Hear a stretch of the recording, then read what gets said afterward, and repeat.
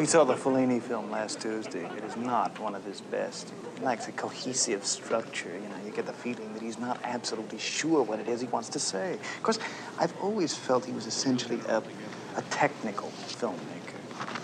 Granted, La Strada was a great film. Great in its use of negative imagery more than anything else. But that central cohesive core, you know, that must lead through an artist's work, leading from one to the other. Screaming his opinions in my ear. You understand what I'm talking about? Like all that Juliet of the Spirits or Satyricon. I found it incredibly indulgent. You know, he really is. He's one of the most indulgent filmmakers. He really is. Keyword here and is indulgent. Without getting... let's put it this way. What are you depressed about? I missed my therapy. I overslept. How can you possibly oversleep? The alarm clock. Do you know the hostile gesture that is to me? I know, because of our sexual problem, right? Everybody online at the New Yorker has to know our rate of intercourse? It's like Samuel Beckett. You know, I admire the technique, but it doesn't hit me on a gut level. I'd like to hit this guy on a gut level. Stop it, Alvy. He's spitting on my neck. You know, he spits on my neck. The most important thing of all is... And you know something else?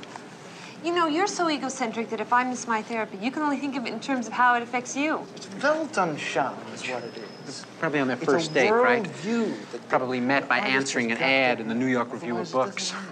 30-ish academic wishes to meet woman who's interested in Mozart, James Joyce, and sodomy. What do you mean, our sexual problem? I mean, I'm comparatively normal for a guy raised in Brooklyn. Okay, I'm very sorry. My sexual problem. Okay, my sexual problem, huh?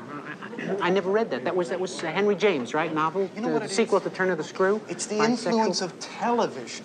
Yeah, now, Marshall McLuhan deals with it in terms of it being a high intensity, you understand? A hot medium. What I wouldn't give for a large sock with horse manure in it. Which he uses essentially what do you do when you get stuck on a movie line with a guy like this behind you? Wait a minute, why can't I give my opinion? This is a free country. He can give you. You have to give it so loud. I mean, aren't you ashamed to pontificate like that? And the funny part of it is, Marshall McLuhan, you don't know anything about Marshall McLuhan's work. Really? I happen to teach a class at Columbia called TV, Media, and Culture.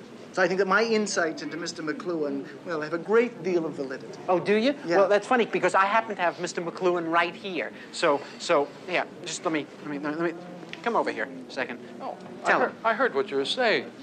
You know nothing of my work. You mean my whole fallacy is wrong. How you ever got to teach a course in anything is totally amazing. Boy, if life were only like this.